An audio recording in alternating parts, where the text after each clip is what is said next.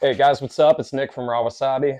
Today we're going to be diving deep into the latest from our guy, Kendrick Lamar. Alright guys, before we get into the review, did you know on average most people do not hit the like and subscribe button on videos on YouTube? You know what you gotta do, right? Hit the like and subscribe. Don't turn away, hit the like and subscribe. Alright, so Kendrick Lamar, come on man, the Compton King, the lyrical titan, dude who consistently pushes the boundaries of hip hop. This guy commands respect across genres, but after his dominant performance in the whole recent Drake situation, the question was hanging in the air. Could he deliver a full project to back up all that hype? Could he really follow that up? Well, ladies and gentlemen, enter GNX. Alright, so this album, GNX, and for those who don't know, that's short for Grand National Experimental. It's a nod to that classic Buick. Yeah, you guys know it already. This album hits you with a raw energy. It feels like Kendrick has bottled up that confrontational vibe from those diss tracks, that undeniable West Coast swagger, and his signature next level lyrical prowess into one concise package. It's a statement, straight up. He is not holding back, and he's addressing those who he feels haven't given him his due. Now, without a doubt, the sequencing here on this album is strong. This album takes you on a total journey, man, with a lot of sonic variety. The opener, Whacked Out Murals, it sets this like cinematic tone with these like eerie vocal layers and this recurring mariachi singer Dave Barrera. Dude, it's a classic Kendrick move, creating these thematic threads that weave throughout the entire album. And yo, Barrera's recurring line, they hint at themes of like presence and shared emotion. And it might even be a nod to Anita Baker. Guys gotta listen closer to those layers, man. Alright, but check it. Beyond all the beef and the diss tracks, GNX also delves right into Kendrick's relationship with his art. There's a surprising return to these themes of music's power and the responsibility that comes with his influence. It's something he seemed to wrestle with and maybe have moved past with Mr. Morale. But there's a tension there. You can feel it. A feeling that Kendrick, despite his past reflections, is still grappling with that potential of his platform.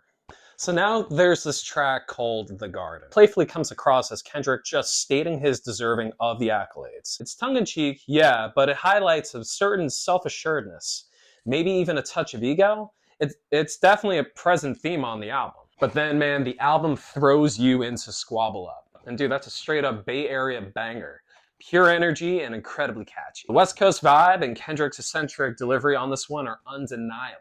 The flow of this album, though, it's key. You go from the intensity of Squabble Up to the smooth romantic vibes of Luther, complete with lush strings and Luther Vandross samples. It's a whole mood change, man. Then things get serious again with Man at the Garden, which it feels like Kendrick revisiting that savior complex.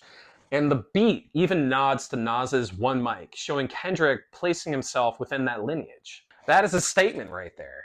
Then you have the track Hot Now, which brings that banger energy with a dark, bass-heavy beat. This dude's wordplay is always on point. And then comes Reincarnated. And man, this could be its own discussion. It reworks a Tupac track, with Kendrick embodying the struggles of past musical icons, drawing parallels to his own journey. It sparks a whole conversation about his intentions. Heavy stuff. And then you've got TV Off, which almost feels like a bizarro version of Not Like Us. Still a banger, still a banger. It's produced by DJ Mustard, which proves Kendrick can create explicit diss tracks. I mean, then you have Dr. Blue, which is like a cool down, a melodic late night vibe. Peekaboo is more skeletal and grim, almost a meta commentary on vapid rap. Even when he's commenting on something, he makes it catchy. And we have LA Ripper, which just delivers more slick trades, and then we get to the Heart Part 6. And this is where it gets interesting. Instead of more beef, he gives us this beautiful personal story about his early days with TDE, shouting out Punch, Absol, Schoolboy Q, and Soundwave. It's a crucial moment, man, highlighting the collective effort behind his success. Then that brings us to the title track, GNX. It's a wild, chaotic track cut with a nutty vocal mix. Maybe the least essential track on the album, but it's still audacious. Kendrick's not afraid to experiment, that's for sure. And then finally, we're at Gloria, which closes out the whole album. You know, it's Kendrick reflecting on his own writing process, his pen personified as this complex, long-standing relationship. It's deeply poetic, man, and it needs to be experienced. I mean, overall, Kendrick Lamar's GNX is impressive, man.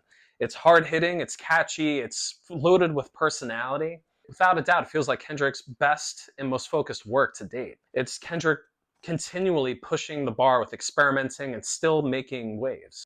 GNX is a total statement, man. It's a flex, and it's a surprisingly introspective journey all rolled into one. All right, guys, so I told you what I think about the album. Obviously, that's like a speed run through it, but tell me in the comments what you think of my review, if you agree with me, if you don't, if you want to add to it, blah, blah, blah, blah, blah. What else do you want me to review next? And make sure to hit like and subscribe.